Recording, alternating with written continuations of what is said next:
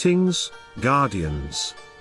This is Olympus Alliance, and today we are finally bringing everything together for one of the most unusual heroes to arrive in Hero Wars Alliance in a long time. Today is all about Miu. And Guardians, the reason this hero has created so much discussion is very simple. Miu is not the kind of hero you understand in 5 seconds. She is not just raw damage, she is not just control, and she is not just support. She sits in a very special space where mechanics start blending together, where one status effect changes the rules of the battlefield, and where the right team around her can suddenly feel far more dangerous than it did before. Because what Miu really does better than anything else is magical amplification. She takes mage teams and pushes them higher. She creates moments where magical critical hits become terrifying, where magic penetration starts stacking up, and where the enemy team feels like it is slowly losing control of the fight while your side grows more and more dangerous.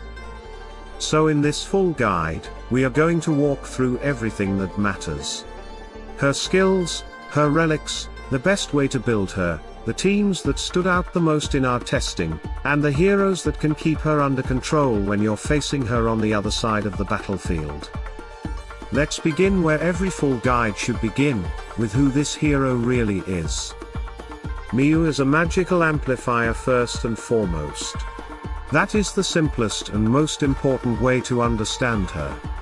Yes, she deals damage. Yes, she controls the field.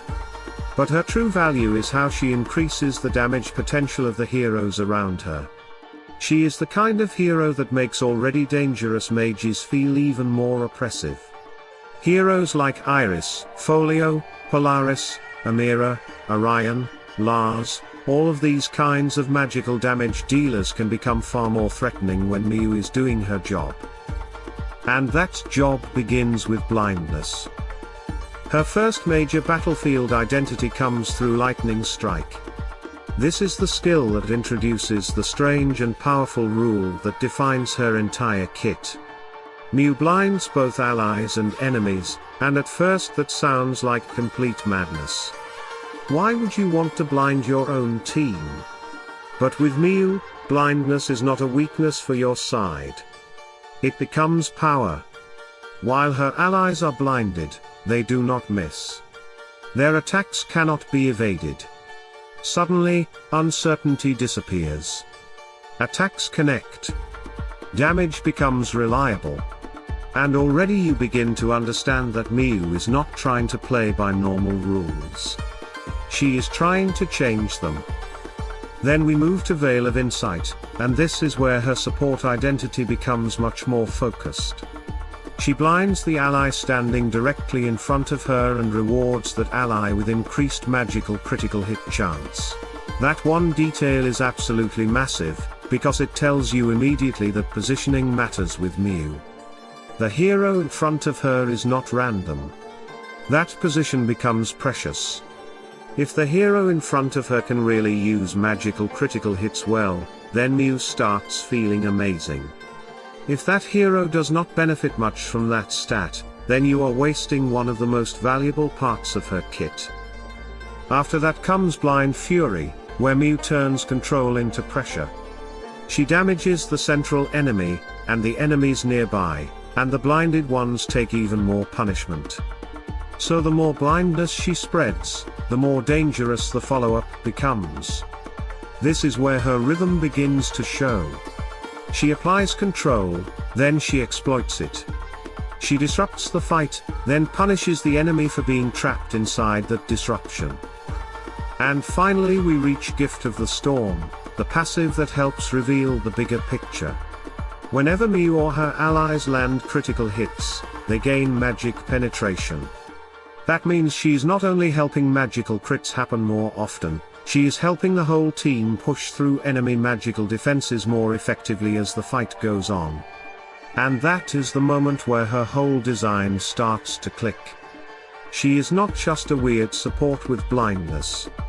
She is building a complete offensive system around magical teams. Now, Guardians, if that is the base version of Miyu, the relics are where her identity becomes even clearer. The first relic layer begins with Blinding Storm Cloud, and this gives her more consistency. Every so often, she blinds the nearest enemy that is not already blinded, and if everyone is already under that effect, the central enemy takes damage instead. That is a very important improvement because it means Miyu does not have to rely only on her major skill cycle to keep the battlefield under pressure. The relic starts helping her maintain the storm, and that matters a lot for a hero whose value depends so heavily on blindness staying active. Then we return to Lightning Strike, and this is where we need to make something very clear, because this part can confuse players if they only read quickly. In the normal version of the skill, it does not blind the entire enemy team. That is the mistake many players make. The normal version affects the center of the battlefield, not everyone. And that distinction matters, because it means early Miyu has more limited control than some people first assume. But once the relic upgrade improves this skill, that changes in a big way. Now the battlefield really opens up. The blindness spreads far more broadly, and that is the moment where Miyu starts to feel like the hero people were imagining when they first read her kit. Partial disruption becomes full pressure. The fight starts revolving around her effect much more consistently, and that upgrade is one of the biggest reasons why her relic path matters so much. The relic improvement to Veil of Insight is just as important, and maybe even more exciting if you enjoy mage teams. Before relics, Veil of Insight increases magical critical hit chance for the ally in front of her. After relic improvement, those magical critical hits start doing more damage as well. That is not a small upgrade. That is the moment where Miyu becomes a true engine for magical burst. The right hero in front of her no longer just crits more often, they crit harder.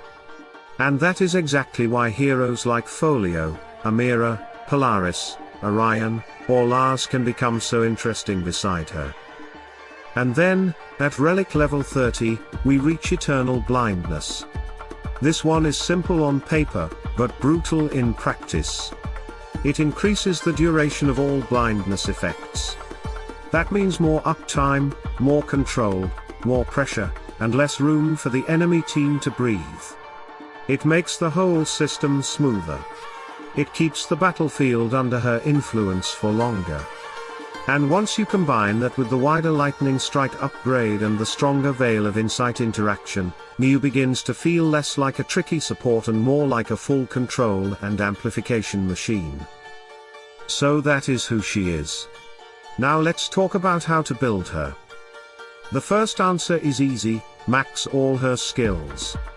This is not a hero where you can cut corners in the wrong places and still expect her to perform properly. Everything connects. Her full identity only works when the whole kit is developing together. After that, max her sparks of power. More intelligence, more health, more overall scaling, everything she wants becomes stronger. Skins are simple for now because she does not have a deep skin pool yet. Max the available skin.